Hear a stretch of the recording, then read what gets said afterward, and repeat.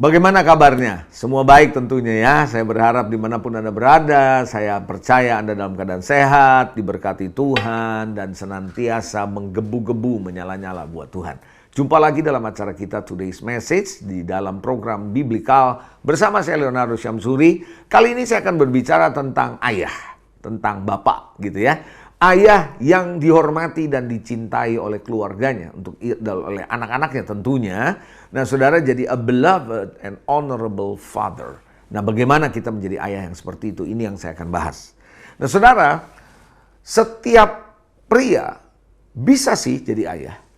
Tapi dibutuhkan seorang yang spesial untuk menjadi ayah yang bisa dihormati dan dicintai oleh anak-anaknya. Ya, setiap pria bisa menjadi seorang ayah kok, pasti dia bisa. Tapi apakah dia menjadi seorang ayah yang bisa dihormati atau tidak? Ini membutuhkan cerita yang berbeda. Ini membutuhkan proses yang berbeda, spesial ya. Nah, seorang menjadi ayah adalah secara otomatis ketika ia mempunyai seorang anak. Otomatis dong, dia punya anak, dia jadi ayah. Namun tidak serta-merta ia bisa menjadi seorang ayah yang dihormati dan dicintai oleh anak-anaknya. Setuju? Saya yakin Anda setuju. Kalau dia punya anak pasti jadi ayah lah. Tapi apakah dia akan menjadi dihormati? Itu cerita lain, saudara. Ini membutuhkan proses yang lain. Betapa banyaknya hari-hari ini saya melihat orang tua, khususnya ayah dalam konteks ini, sulit dihormati, sulit dicintai. Bahkan anak-anak menjadi brutal, saudara. Kenapa bisa brutal? Berontak. Lalu nakalnya luar biasa. Nggak bisa dikasih tahu. Karena kepahitan. Banyak anak yang tumbuh dalam kepahitan. Banyak anak yang tumbuh dalam sakit hati, kecewa. Dan secara khusus sakit hatinya sama ayah. Jangan heran saudara, hubungan sejenis makin banyak bertumbuh. Karena ternyata setelah diselidiki lebih jauh, salah satu faktor penting yang gak boleh dianggap enteng adalah peran ayah tidak berjalan dengan baik. Makanya Tuhan berkata dalam Maleakhi 4 ayat 5 sampai ayat 6, dia bilang, sesungguhnya aku akan mengutus Nabi Elia kepadamu menjelang datangnya hari Tuhan yang besar dan dahsyat itu. Maka ia akan membuat hati bapak-bapak, perhatikan, hati bapak-bapak, bukan ibu-ibu, hati bapak-bapak atau para ayah berbalik kepada anak-anaknya dan hati anak-anak kepada bapak-bapaknya, supaya jangan aku datang memukul bumi sehingga musnah. Dalam terjemahan bahasa Inggris yang lain di sana dikatakan, jangan sampai aku memukul bumi dengan kutukan atau mengutuk bumi ini. Jadi rupanya ada semacam dalam tanda kutip seperti kutukan ke atas muka bumi ini. Yaitu kejahatan, hidup ini kok seperti terkutuk ya. Ya kayak gitu sudah. Kok ada perbuatan-perbuatan yang aneh-aneh terjadi. Ini ternyata faktor dari ayah loh. Nah, Efesus 6 ayat 4, Paulus bilang apa? Kamu bapak-bapak, jangan bangkitkan amarah di dalam hati anak-anakmu. Tapi didik mereka dalam ajaran dan nasihat Tuhan. Nah, rupanya ayah-ayah ini bisa memicu amarah. Gitu loh. Ya, karena ada ayah yang gak banyak ngomong tapi tangannya yang main. Kakinya nendang kayak bola. Wah, nah amarah dari seorang anak saya perhatikan nih ya. Saudara, dari pengalaman hidup saya sejauh ini. Kenapa anak jadi marah, bangkit karena si ayah ini? Kenapa? Karena ada beberapa sebab saya lihat. Ya, ini observasi saya perhatikan begini. Karena ayah itu nggak bertanggung jawab dalam menafkahi keluarga. Istrinya lah yang disuruh kerja, dianya mau main catur, nganggur di rumah. Anak jadi marah loh. Sedangkan si ibu udah kerja keras, ngurus rumah tangga, melahirkan anak, terus nganter anak sekolah, si bapaknya tenang-tenang aja. Ini yang bikin marah. Nggak harus dia marah-marah ngomel ya, tapi dengan perbuatan kayak gini aja nggak bertanggung jawab menimbulkan anak marah bener loh. Kecewa banget gitu. Atau ada lagi ayah yang hidupnya foya-foya untuk dirinya. Keluar duit buat dirinya nggak apa-apa. Tapi istri dan anak-anaknya hidupnya pas-pasan. Bahkan nggak cukup. Mau uang sekolah aja susah, tapi buat dia sendiri, hidupnya foya-foya sama temen-temennya. Nah, ini yang bikin marah, saudara. Lalu ada juga seorang ayah yang tidak menjadi pemimpin dan tidak menjadi teladan dalam kehidupan. Membuat si anak jadi marah. Harusnya ayah menjadi teladan dan jadi pelindung hidup, tapi kok kayaknya enggak gitu. Dan ini bikin anak marah, jangan anggap enteng saudara. Lalu ada ayah yang punya hubungan dengan wanita lain lagi. Nah, sehingga istri anak-anak gak dipedulikan. ada yang namanya perselingkuhan. Ini bahaya banget, saudara. Apalagi kalau si ayah udah seperti itu, nggak kerja, pakai ada KDRT lagi. Kekerasan dalam rumah tangga, main tangan, main kaki, main pakai alat dipukul, berapa banyak itu terjadi. Itu sakit tuh anak, seperti itu. Bukan hanya ibu atau istri, kata-katanya kotor, kasar, mengancam gitu, mengintimidasi gitu loh. Katakan awas ya gua bunuh lu. Nah, kayak gitu tuh saudara. Anak tuh melukai gitu. Dasar lu ya, kamu bodoh dan sebagainya. Ini kata-kata yang begini nih mengintimidasi saudara. Tidak menepati janji, ngomong aja tapi nggak pernah menepati janji. Itu melukai anak saudara. Jangan berpikir bahwa melukai anak tuh hanya gara-gara cuman kata-kata doang. Nggak cuman itu saudara. Nah sekarang pertanyaannya gimana caranya para ayah bisa menjadi ayah yang dicintai oleh anaknya. Dan menjadi ayah yang dihormati oleh anak-anaknya.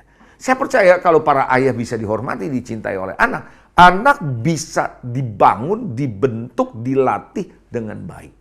Dan anak ini nanti tumbuh menjadi manis, menjadi baik, sehat, kuat, cerdas. Kuat maksud saya bukan fisiknya semata-mata, mentalnya, pikirannya, pilihan-pilihannya baik, dan menjadi orang-orang yang berhasil. Menjadi orang-orang yang bermakna. Bukankah Anda berharap punya keluarga yang seperti itu? Pernikahan itu bukan cuma mewah waktu kita pesta kawinnya, tapi bagaimana kita meneladani hidup ini menjadi anak-anak kita, menjadi anak panah di tangan pahlawan. Yang pertama, kalau Anda mau menjadi ayah yang dihormati, dicintai oleh anak-anak, harus menjadi teladan kehidupan, bukan cuma teladan dalam keberhasilan. Saya melihat ayah-ayah banyak yang menjadi teladan dalam sukses dalam bisnis, sukses dalam bekerja, sukses dalam mengumpulkan harta. Itu tidak salah. Tapi nggak bisa cuma itu. Harus punya teladan kehidupan. Bagaimana dia dengan istrinya atau dari mama dari si anak ini. Bagaimana hubungannya? Dia mencintai kah? Dia setia nggak? Gitu. Bagaimana dia menjalani hidup? Apakah dia punya integritas?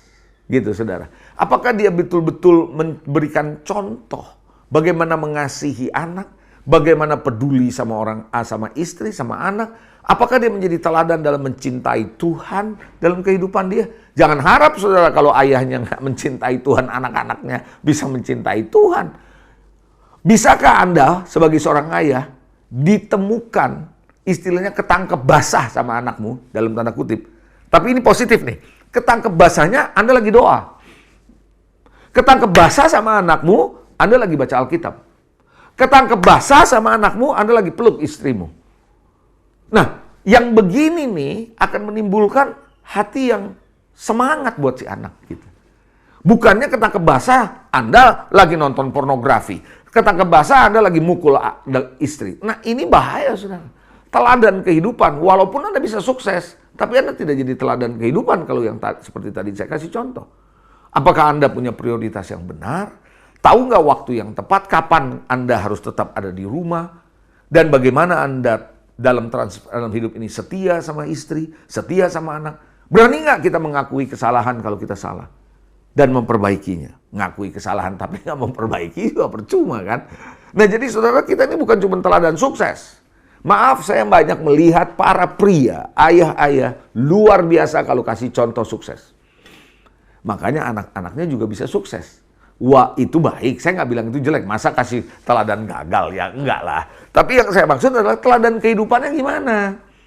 Yang satu sukses dalam keterampilan, dalam bekerja. Tapi kehidupan gimana?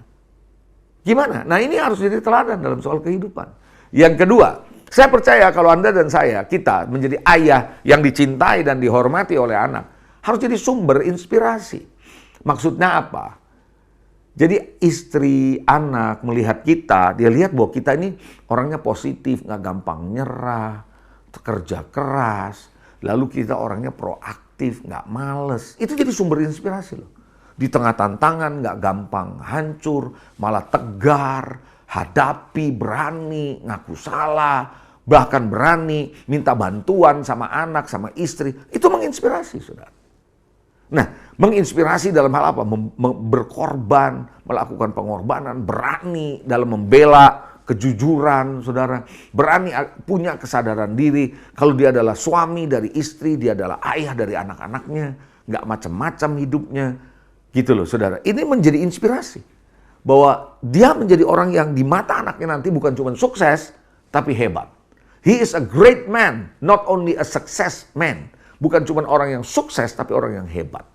Menurut saya antara orang sukses sama orang hebat adalah dua hal yang berbeda. Orang hebat adalah orang yang berhasil dan juga punya kehidupan yang bisa jadi teladan. Ini adalah yang kedua, bisa nggak saudara jadi inspirasi? Jadi anak-anakmu kalau mau dapat inspirasi, nggak harus pergi ke YouTube baru mendapatkan inspirasi. Pergi ke Google, enggak. Tapi dia lihat ayahnya, dia melihat ini inspirasi buat saya. Nah, kalau Anda bisa seperti itu, saya percaya bisa kita. Kenapa? Kita diciptakan oleh Tuhan memang sebagai laki-laki untuk memimpin istri dan anak-anak kita. Yang ketiga, kalau Anda mau menjadi ayah yang dihormati dan dicintai, Anda harus menjadi pelatih kehidupan. Selain contoh teladan kehidupan, Anda harus menjadi pelatih kehidupan. Makanya ada ayat bilang, train up your child the way he should go. Atau latihlah, didiklah anak muda menurut jalan yang patut baginya. Maka pada masa tuanya, ia tidak akan menyimpang dari jalan itu. Ada di kitab Amsal bicara seperti itu. Amsal 13:22. Nah, ayat ini sedang mengatakan kepada kita, anak itu perlu dilatih. Perlu bukan cuma dididik, dikasih pendidikan saja, tapi juga perlu dilatih. Bukan hanya asuh, tapi harus diasah. Jadi ada asuh, ada asih, ada asah. Kita mengasuh, kita mengasihi, tapi kita mengasah. Nah, unsur mengasah ini para pria adalah pria yang berperan para ayah untuk membentuk kehidupan si anak. Sehingga anak tidak menjadi strawberry generation. Tidak menjadi generasi yang gampang hancur. Strawberry generation bisa ada oleh karena ada strawberry parents. Nah, oleh karena itu si ayah harus banyak memberikan nilai-nilai. Gitu loh. Menanamkan nilai, mengajarkan apa artinya respect, honor. Kalau Anda mau melatih sebagai pelatih kehidupan, ajarin si anak bagaimana anak itu respect, honor sama orang yang lebih dewasa, lebih tua, sesama. Kalau ngomong, komunikasi, bahasa tubuh, reaksi, jangan sembrono. Nah, ini kita melatih mereka. Jadi kalau saya dulu ya, waktu masih kecil ya, kalau ada om saya datang di rumah, saya pulang dari sekolah, saya nyelonong nih, tidak menyapa atau memanggil om saya dipanggil tuh sama papa saya. Kamu sini, ini ada om, panggil dulu. Nah, anak zaman sekarang kayak lewat-lewat aja. Nah, ini kita harus menjadi pelatih. Ajari anak kalau kita lihat udah mulai sombong. Nah, kita ajarin tuh, jangan sombong. Kalau dia udah mulai medit, pelit, nggak generous, nggak murah hati, kita ajarin. Nah, itu pelatih kehidupan. Dari kecil kita latih. Jangan dibiarkan dia tumbuh dengan apa yang dia pikir benar menurut mereka. Melatih karakternya, kesetiaannya, kepribadiannya, pola pikirnya yang salah kita bentuk. Nah, ini peran ayah yang kalau mau dihormati. Kadang-kadang ayah itu mau dihormati, menuntut anaknya menghormati dia, menuntut anaknya mencintai dia, tapi dia tidak menunjukkan bahwa dia layak untuk dicintai gitu loh. Dia layak untuk dihormati. Nah, Anda sebagai pria, ayah perlu untuk menjadi ayah yang bisa dihormati dan dicintai. Amin. Saya berharap ini memberkati saudara. So, sampai jumpa di dalam acara kita selanjutnya, Today's Message. God bless you. Kalau Anda diberkati, jangan lupa ya, Anda klik untuk like, subscribe, dan saya percaya Anda bisa mengikuti pelajaran ini atau program ini seterusnya. Sampai jumpa.